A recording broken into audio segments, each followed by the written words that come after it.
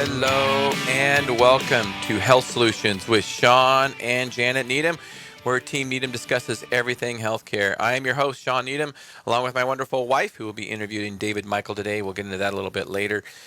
He is from New York City. And first, we have some little bit of a story. I think you guys are following the story about my son. He broke his leg a few weeks ago, actually about a week and a half ago. And everything was great. The ambulance showed up. The ambulance ride was good. He got great care in the hospital. And of course, you guys kind of know our story with how I wrote a book called Sickened, How the Government Ruined Healthcare and How to Fix It. And of course, you can go to Amazon, and that is available on Kindle. Go to Amazon and download that book. It is only $2.99, and it is well worth your time. It's only 120 pages or so. You can read it in a couple hours.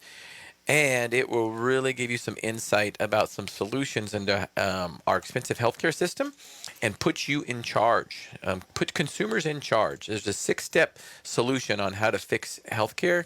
And guess what? It does not involve the government, okay? It involves you taking charge and doctors taking charge. So Amazon, Kindle, Sickened, How the Government Ruined Healthcare and How to Fix It.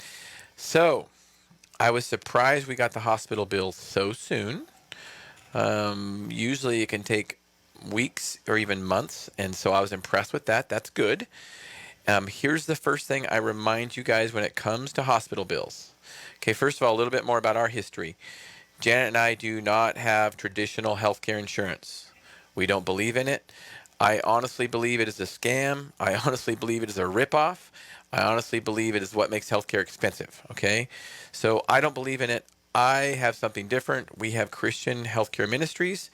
There's a lot of health sharing ministries out there. There's some that are not faith-based anymore. One of those is New Health, KNEW Health. And they were on our radio show a few weeks back and talked about how you can save money over traditional health insurance and take charge of your own health. You choose your doctor, you choose the hospital. So we get to choose all that. And one of the beauties of that is we get to go to the hospital and doctor that we decide that we want to go to. Now, obviously, it was kind of an emergency. It was late at night, and so we did not get much of a choice. But that does not mean that we don't have choice on payment. So I received the initial bill, and he got into the hospital about 6:30 into the ER, and he was released the next morning at about 9:30. And he was in surgery by about 10:30 and out by about 12:30. So he was in surgery for about 2 hours. The entire hospital bill, and somebody kind of guessed. That's one thing about healthcare is you never know how much it's going to cost. It's so non-transparent, right? Because prices aren't posted, or so we think. But prices can be posted, and I'll go into a price comparison here shortly. But anyway, the total bill was almost $41,000. He broke his left upper tibia, and it was a compound fracture. And they did have to put a plate with screws in it, okay? So I saw the bill, and the first thing I want to tell you guys as consumers of healthcare is there is no fire. There is no rush. You do not have to pay that bill instantly, okay? Realize that traditional healthcare insurance, they don't pay the bill right away. They negotiate rates with the hospital, and they will nickel and dime the hospital for everything. As consumers, we can do the same thing, okay? And that's what I'm going to do. And I am going to show you the progress of this process over the next few weeks over on our radio show. I'll be posting some stuff on Facebook also, some copies of some bills and some prices that I think are comparable to it. So speaking of that, speaking of prices being posted online and transparent, go to the Surgery Center of Oklahoma. Well, I'm not sure. Google it. Surgery Center of Oklahoma. They have prices on their website about what a surgery will cost. So I go to the Surgery Center of Oklahoma's website, and I went in there for a fracture, and a tibia fracture with rotting, which is kind of the same thing as a plate. I'm not a doctor. I don't pose to be, but it's a pretty similar surgery, and I am actually in consultation with Dr. Keith Smith, the director of the Surgery Center of Oklahoma. He's helped me go through this process. Their price for a rotting of a tibia, get this, $6,375. Hospital charge, $41,000. Yes, I get it. There's an ER charge in there. That was about $1,800. I'm going to negotiate that down also. But $41,000 versus $6,375, there's got to be some leeway there. So stay tuned. Also, go to my Facebook. We are streaming live on my personal Facebook right now, Sean Needham, and on the Moses Lake Professional Pharmacy's YouTube site. And of course, you are listening to us at AM 1470 KBSN in Moses Lake, where we stream live mostly on Mondays, 1 to 2 p.m. But today, because of Memorial Day, we are streaming live on Tuesday. And speaking of Memorial Day, thank all the veterans for their service. We appreciate it. Without you guys, we would not have a radio station with free speech. So we really, really appreciate it. Thanks to all the veterans out there. So stay tuned for my progress of my son's bill. And again, this is nothing personal against the hospital. This is all I want to do is I want to use this as a tool to educate consumers that hospital bills are negotiable. One of the first things that I'm asking for is an itemized bill. I want a breakdown of all the stuff on there, not just a generic bill. For instance, the OR charge for 2 hours in the OR was $24,000. $12,000 an hour in the OR. I think that's a little bit excessive. I am okay paying for high quality care. It is my son and I would do whatever it takes. But I also think that there needs to be some balance also. Quality care does not have to be expensive, okay? Um, and so, yeah, stay tuned, and we will update you on that progress. And if anybody has any comments or questions, um, please let us know. Go to my Facebook and make comments about this show and about if you've had any history of expensive hospital bills. Please share that with us because it's important to know, and it's important to let hospitals know these things so we can change the system. So. That being said, let's go ahead and get started with David. He is on the line. Like I said, he's out of New York, and he is from CliffHanger Academy, and he is going to be talking about the um, psychology of fitness and some little tips about how to get the best results from fitness. So, David in New York, how are you? I'm doing well, Sean. Thanks for having me on. It's actually finally summer is settling in here. It's about 80 degrees and sunny in New York, which is a big break for us. We've had a lot of rain and a lot of cold weather, so we're happy to be welcoming summer as well as hopefully a little bit of our city opening up. That is awesome. I think it's about 80 here also. And it's supposed to be 96 by the end of the week or something like that. So Oh that's my. yeah, that's really cool. So David, tell us a little bit about your history. You have a master's in psychology. You worked for a law firm first, and you played baseball. Tell us a little about your history. Yes. So for me, I kind of followed what I call the Western blueprint.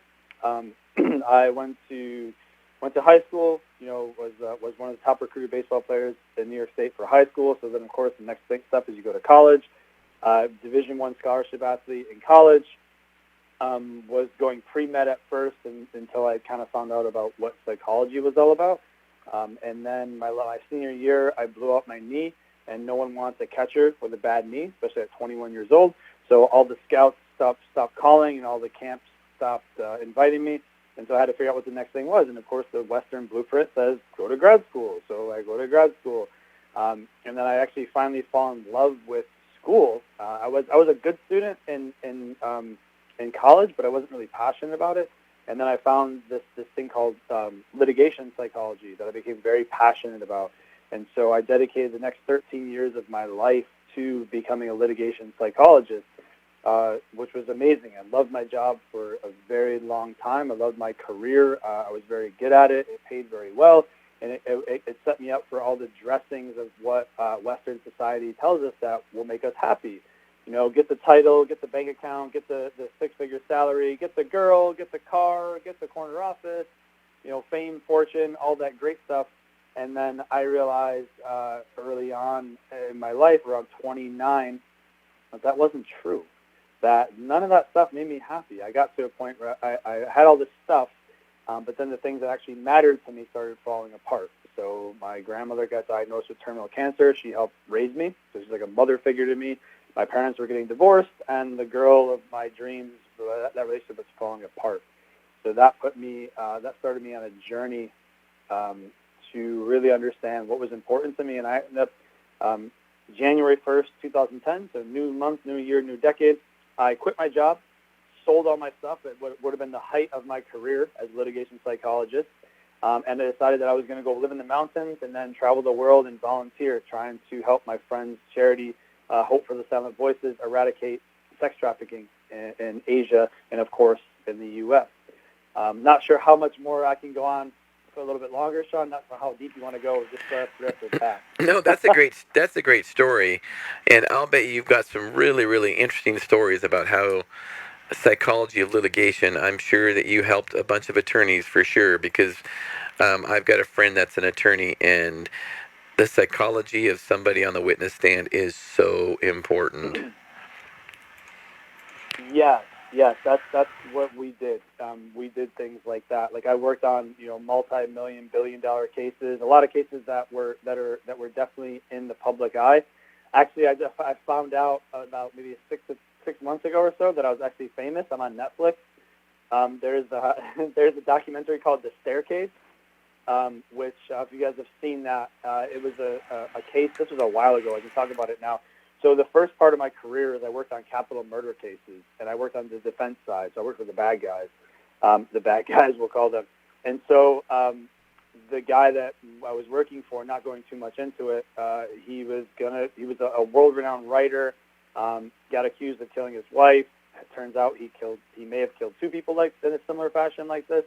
We got brought down to North Carolina, and I'm on Netflix, one of the Netflix documentaries, for about 5 minutes. Wow. So I worked on some really cool cases, like some of the biggest racketeering cases in Washington D.C. This is where I started my career. Huge cases like Bet the Company stuff in California and Texas, where corporations are really big.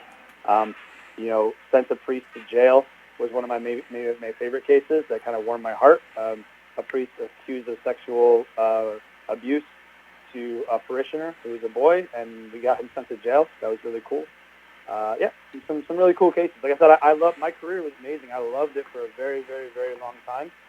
I wouldn't have spent 13 years of my life doing it, but I realized that wasn't my calling, and I ended up battling with depression. That's kind of what segued me into creating the psychology fitness industry, and now bringing the clinically validated system that we've created out to the goal of 1 million people.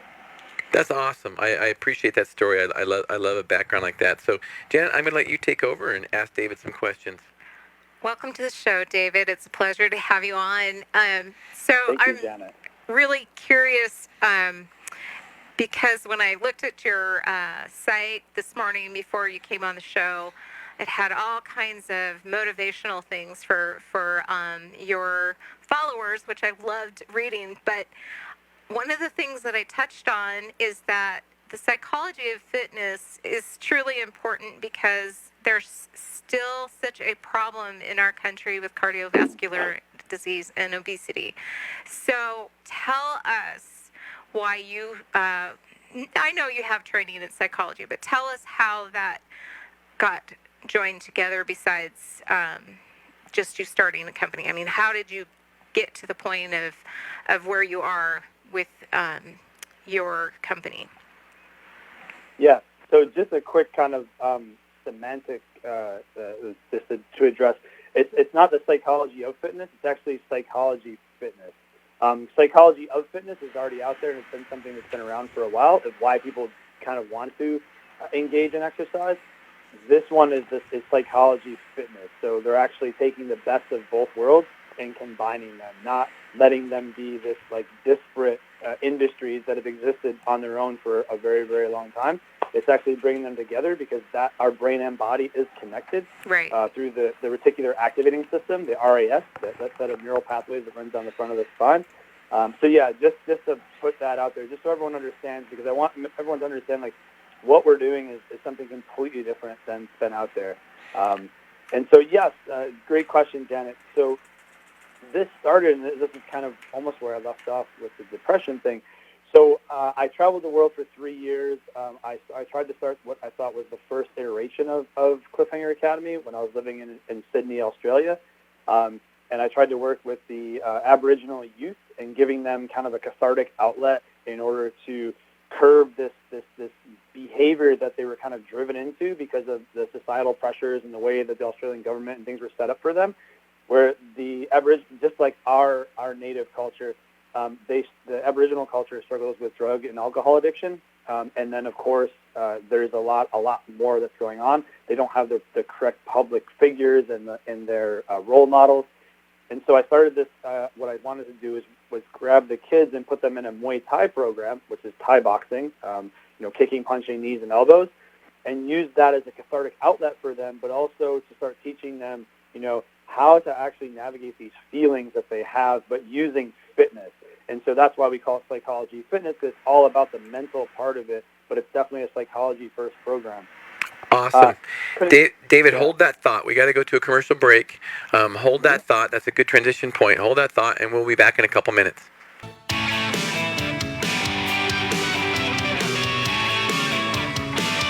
Hello, and welcome back to Health Solutions, where Sean and Janet Needham discuss everything healthcare.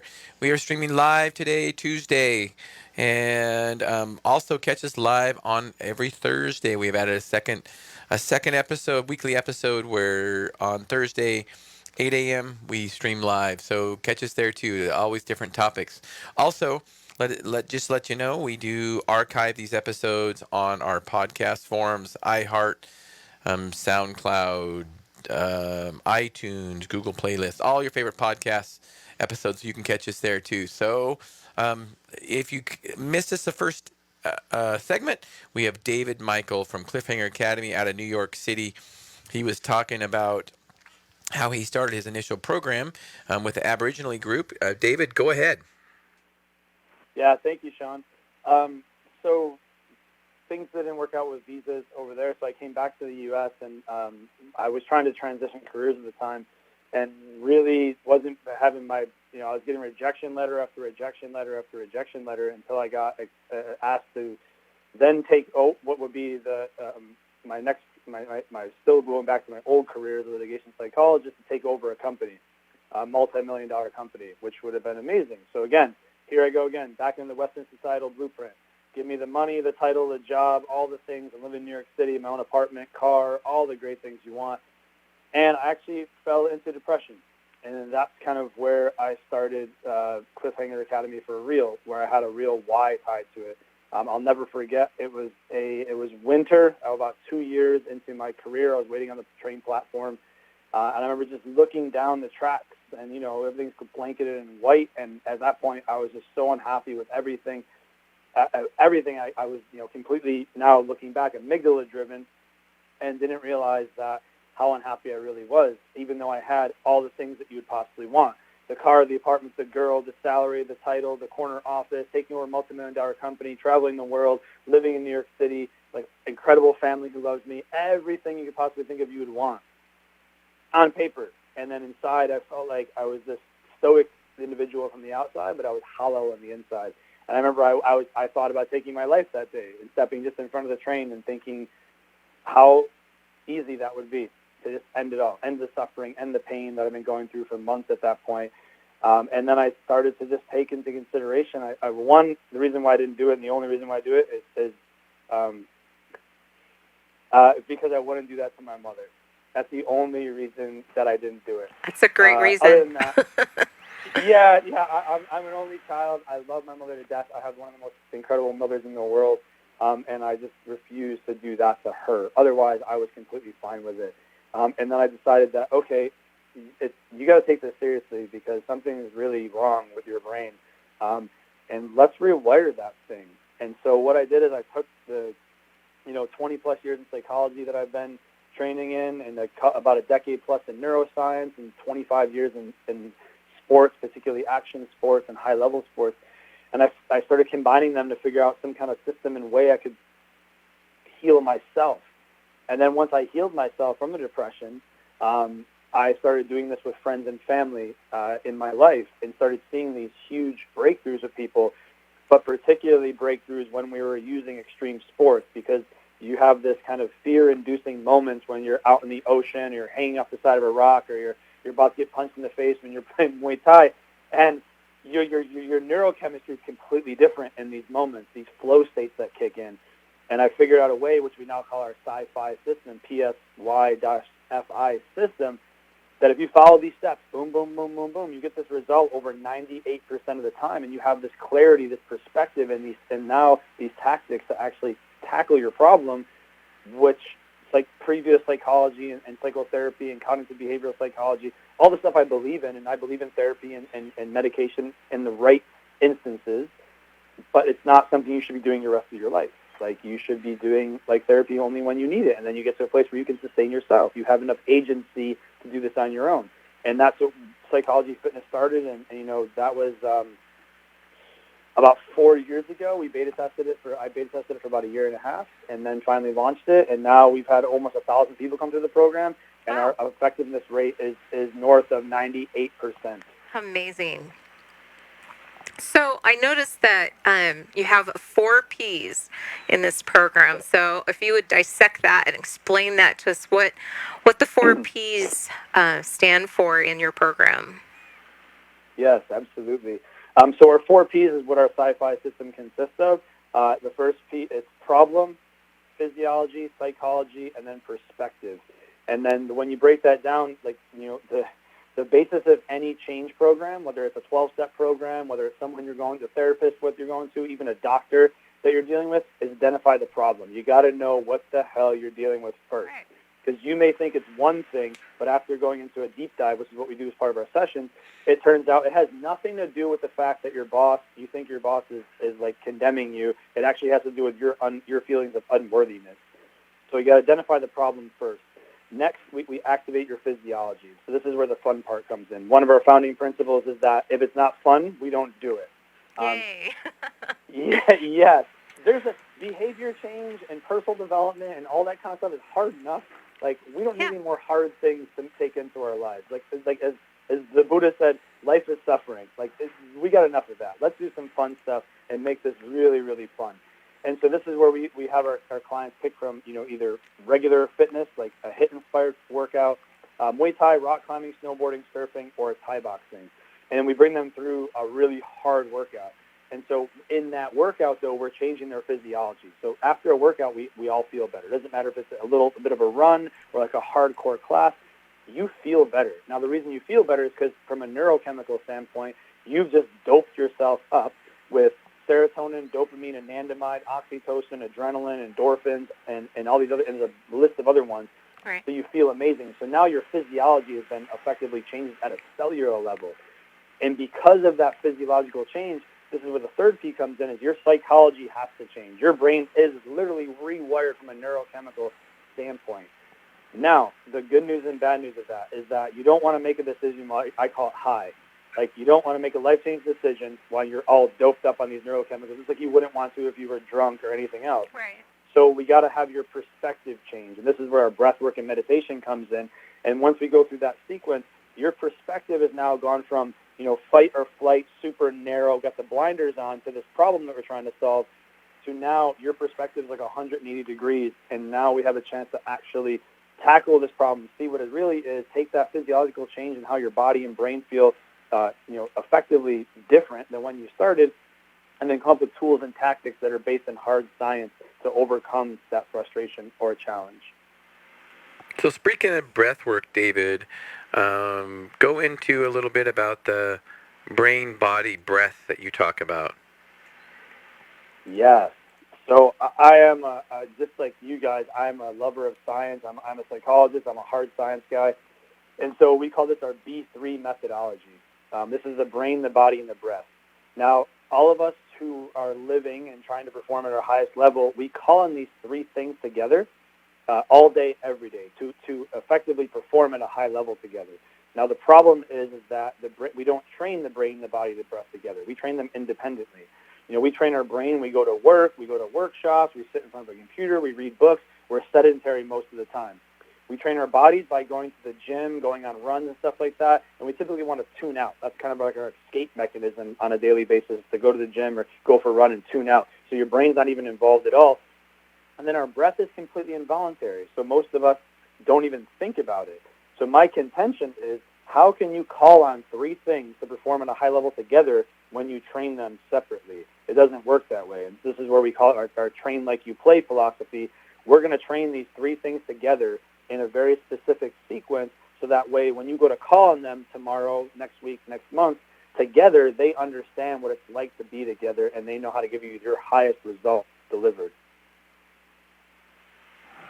Wow, that is a really good point. And I can honestly say that that is true. A lot of times, even when we're training our children, they are just either doing their brain work and their body work separately. And our youngest son, he's actually been a kinetic person. He does better when he's moving, learning. And so putting those things together for some people can be really difficult. So that is good to train, I think, because that puts everything as a whole rather than sectioning. I mean, we like to put things into little boxes and squares, but our whole entire body is one unit. Everything is speaking and communicating together. And so that is a good tool, I'm sure. So explain to us how you use sessions and how you are teaching group sessions online, or what's your model look like? Yeah, so one thing I just wanted to bring up, Janet, quick, and is more of like the problem and the bigger problem of us not doing these three things together, right? If we look at just American statistics alone, 67% of Americans are overweight or obese. 46% of Americans will suffer a mental illness in their lifetime, and over 70% of Americans can't keep a health or wellness-related New Year's resolution past February 14th, so Valentine's Day. So like, this is the kind of the level of the things we're dealing with, and this is why I say, like, the current psychology model and the current fitness model don't work. Well, period. Absolutely, David, and that's one of the reasons we have you on this show, because you really fit what we try to do on this show, and we want to educate and empower consumers that they are in charge of their own health care. And you mentioned, a few paragraphs back about, all the neurotransmitters that are released during exercise. And if you think about it, exercise is the best prescription medicine ever for depression, ever. There is no better medication that is ever going to be invented or that is available now that is better for depression than exercise. Do you have any comments on that? Yes. I'm going to put my soapbox down just for a second, otherwise I'll start jumping on that thing. But yeah, Sean, you're 100% right. The latest research came out, and this supported the decades of research before this, is that movement is medicine, right? That exercise is just as effective in treating mild to moderate depression as any kind of medication will be. Now, again, we say that, again, there's always a caveat that if you have severe depression and you're in a place and a season and a time where you need that, yeah, there is a time for medication. Just like there's a time for Western medicine. If you get your son broke his leg, like, yeah, you don't want an Eastern doctor rubbing herbs on his leg when he needs plates in there and he needs to have, his leg sewed up quick. Right. But for like mild to moderate depression, literally exercise, movement is medicine, and it's literal. And it can be as little as 15 minutes. Like I'm practicing some new movements right now where I'm trying to get it down to, I got it down to as little as 2 minutes to have a physiological change. I'm actually I got a new one that I'm trying out that's on my schedule this week to do 1 minute. If I can get 1 minute of intense movement, that we can get a physiological change in your brain to help rewire this and help you just see different. Get out of your amygdala, get out of even your basal ganglia, which is all your automatic stuff is processed, to get into your prefrontal and get you think a little bit different. Right. So yeah, 100%. I Absolutely. think movement is medicine. And of course, along with that, when on the topic of depression or health in general, when you talk about cardiovascular disease and things like that, there's two other things that we can control, and that's what we eat and how we rest, because that's when we get stronger, when we recover. Not we don't get stronger when we work out. We don't get stronger when we eat. We get stronger when we sleep and recover. So, I don't know if your program talks about that also. Oh, absolutely. So sleep is my number one self-care habit. This is the thing that I know personally that affects everything in my life. It is the cornerstone of all my habits. So of course, yeah, we talk about our we call our fundamentals: eat, move, sleep. So I love the fact that you talked about those. Those are our fundamentals. That if you're not doing these three things right, like nothing else is going to matter. I battled insomnia for a few years. And so I did some really deep dives into sleep and realized how critical that is. And even now, for example, I can tell where, if my amygdala starts flaring up, which for those listeners, your amygdala is your fight or flight center, your reptilian brain. It's where all your bad, negative thoughts come from, controlling thoughts, like all that kind of stuff. I know that if I'm having a bad day, like I feel a little bit off, the first thing I look to is like, hey, did you sleep enough last night? Nope. That's why you're thinking this way. All right, cool. Just let that be. Like, again, identify the problem. My problem is I'm thinking bad. Why? Because I probably didn't sleep enough last night. Okay, cool. So let's get some extra meditation in. Let's get maybe a nap in if you can. Or I do Vedic meditation where you can actually get a nap in while you're meditating, which is pretty amazing. So, yeah, sleep. Yeah, that is probably the number one thing that anyone can do to improve their health. I would say overall majority of people in America, in the world even, have sleep issues in some way, shape, and form. And if you want to, one, save money because it's free, two, be more rested, have better relationships, more effective health prognoses, you want to have more focus, you want to have more energy, you want to be a better person, start sleeping and understand without going too far into it, understand who you are, like where your circadian rhythms are, when you should be going to bed, when you should be waking up, if you are a short sleeper or a regular sleeper, which, by the way, 2%, 3% of people are short sleepers who need like 6 to 7.5 hours of sleep. If you're listening to this, most likely you're not, so get your 7.5 to 9 hours.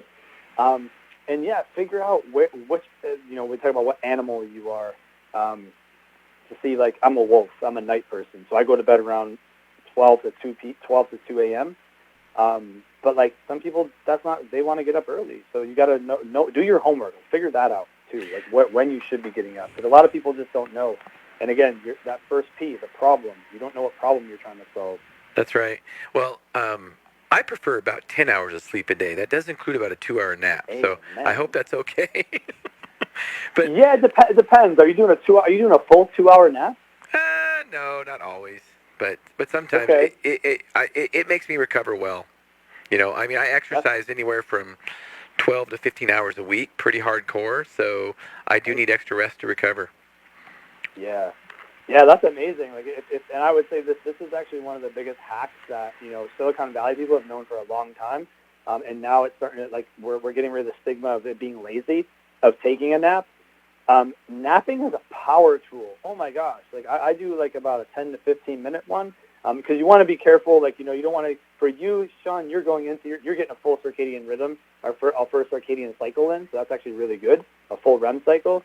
But for most people, you want to stay away from, it's either up to 30 or past an hour. It's up to, or an hour and a half. Like anywhere between 30 and an hour and a half, you're messing up your REM cycle because you're going to wake up and be really groggy or things like that. So just something to consider for a lot of you listeners is that you either do it really short or really long. You can't go in the middle. Otherwise, you wake up and you're just like, ugh. And we've all known that. Wake up in the morning, like our alarm goes off. We got brain fog. You're the zombie for the first like 30, 45 minutes.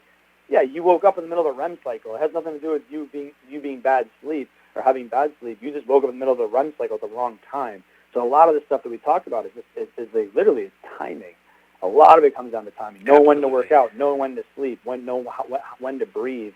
How to breathe. Yeah, and I think it took me years to figure this out, and it depends on my training schedule too, but I think it's kind of like a diet. You got to figure out what works for you because it's very individual. So everybody's a little bit different when it comes to these things, so they got to find out what works for them. And I tell people that, rest is so important that we will die without sleep before we'll die without food. And we do not have to exercise to live, but we do have to eat to live and sleep to live. So if you're going to pick one to stay compliant on, it would be sleep. And David, that takes us to our next commercial Oh break. yeah. So we are going to be in our third segment here shortly. You're listening to Health Solutions with Sean and Janet Needham. Be back in a couple minutes.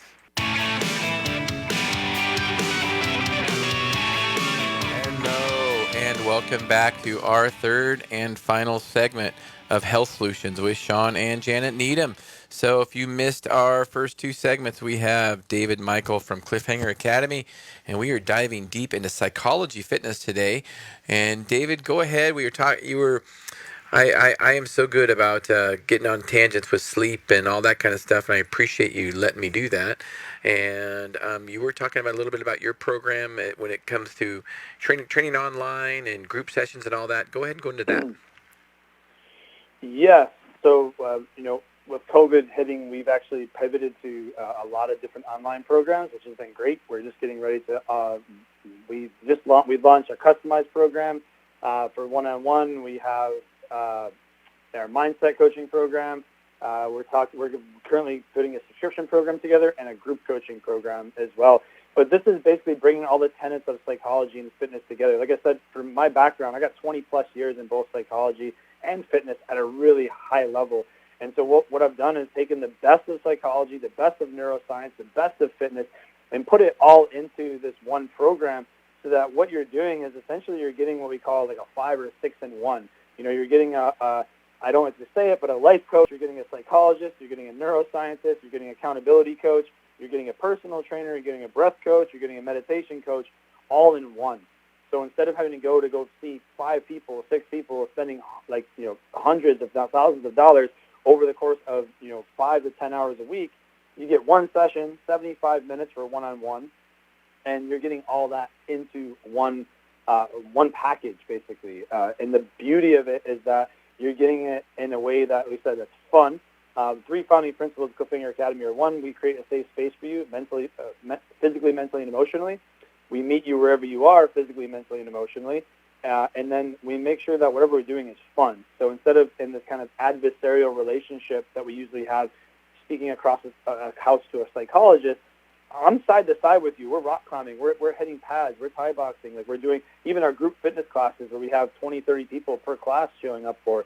I'm right there with you guys, working out, pushing, talking you through it. And then the cool part is that underneath all of this is the hard science of the psychology, of the neuroscience, the latest stuff that's out there that we're actually making sure that we drive towards results. And then when you leave, instead of leaving with, okay, I had a great workout, and what's next? Or, I saw my psychologist, and now my brain's really all over the place. We give you an action plan with tools and tactics that you can use right now to overcome that frustration or challenge. And the way I look at it is to say, if you did these things today, you would thank yourself tomorrow for doing them. So true. So you have some lofty goals, and one of the things that I was seeing on my notes today is that you have a goal to help 1 million people, but we don't have time to hear all these stories. So the one story that Sean was reminding me to ask you about was about the obese model on Cosmopolitan, and some of the stories that you can share that can encourage some of our listeners. Yeah, I don't know if that one would be an encouraging one, or more of a controversial one. Well, I'm all for that too. Let's hear it. We want truth here, David. That's what we try to talk about here. So. Okay, so let's go controversial first. I'm an aggressive guy. That's why I pick all the sports that I pick. So let's go controversial. So there was I don't know if you guys are familiar with an actor by the name of Tate Fletcher. Tate's a friend of mine. He started Caveman Coffee. He's in the new Star Wars as the mandolin. He's in that. The guy's like one of these amazing guy. So there was a cover that came out on Cosmopolitan magazine maybe about 6 to 12 months ago, where it was a plus size model is what they call them, and they were like celebrating the fact that this is the first time someone who wasn't like rail thin wasn't on the cover of Cosmo. And Tate made a comment about, like, are we really celebrating this, guys? Like, what are we doing? Like, this now, granted, I'm all for loving your body, and you have to do that, and you have to accept yourself for where you are before you want to get to where you're going. I love all of that. That's part of our program. At the same time, you got to know that you got work to do, and that's my biggest contention. That's my vision, actually, for everyone, is one, to accept yourself for exactly where you are right now, and at the same time, know you got some work to do to get where you want to go. And guess what? That work will never end. It shouldn't end. So that means you stop growing, you stop evolving, you stop helping people around you. And this Cosmo cover, this woman was easily 100 pounds overweight, easily 100 pounds overweight. And they're celebrating her. And Tate started this discussion. I jumped in as well, and I was going, I think it's amazing that, it gives hope that you can be on the cover of Cosmo and you don't have to be real thin, because guess what? I don't support that either. That's not healthy either. But when you're 100 pounds overweight, just from a medical condition standpoint, you are inching closer to death every single freaking day. And then on top of it, that's the physical part of it. The psychological part of it is you have eating problems because you don't have your mindset straight. Like, there's something going on that you're using food as a medicine that's not supposed to be used. Right. So, That's so true. So I'm jumping in because both Sean and I are just all over this because, one of the stories that really impacted me is I had a 50-year-old woman call me on her deathbed. And I'm like, she was at least 600 pounds, morbidly obese. And for years I had been giving her prescriptions. And, after a moment of realizing that, hey, maybe I was a part of the problem. And so that being said, I loved her and I loved my patients, and I still love them. It's just that I don't feel like I am helping them if I enable them to stay in the current situation that is going to shorten their life and their quality of life. So that being said, the story of the mom feeding her child, there's a story behind that. Jump in. You got me goosebumps on that one. So just to comment on what you just said, Janet, quickly, that was kind of my thing too. And this is why I feel like the psychology model is broken and the fitness model is broken. The psychology model, and again, I have my mentor's a psychologist. I've done therapy. I believe in this stuff. But the fact that people are going to their therapist for 5, 10, 15 years talking about the same thing over and over again proves that their therapist is not serving them at the highest level that they can. The fact that your personal trainer is sometimes giving you a lot of personal trainers, I will say this, and I'm a certified personal trainer, are giving people fads and all these kind of fad diets and magic pills and newest this and newest supplement and newest workout. No, they don't work independently. You're just giving them the latest crap so they can get to the next step of giving you more money. And I'm not saying everyone's doing this, but that's the problem when you separate these psychology and fitness models and don't put them together like they're supposed to be.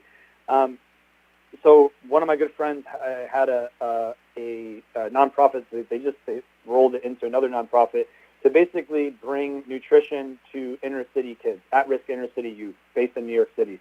And we got, and this is one of my good friends, James Connolly, is really intelligent, one of the smartest guys I probably know. And one thing we were talking about is he's going to schools and showing kids what actual vegetables look like. Some kids had never seen a vegetable outside of a can. They're like, oh my God, that's what a carrot looks like? This is what a potato looks like? It is we don't, for those that are privileged enough not to experience that, that can't conceptualize in our brains. Literally, that is so far out there that's hard to understand.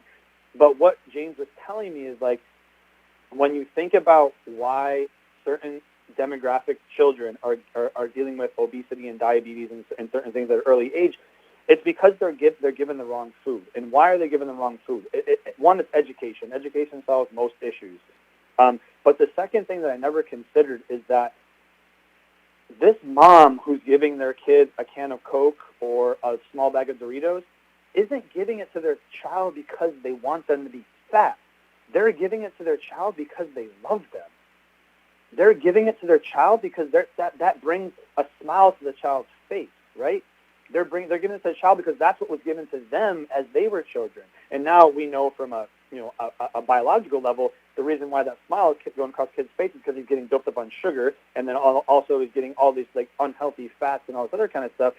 But like, it's not because these people are mean or ignorant or whatever.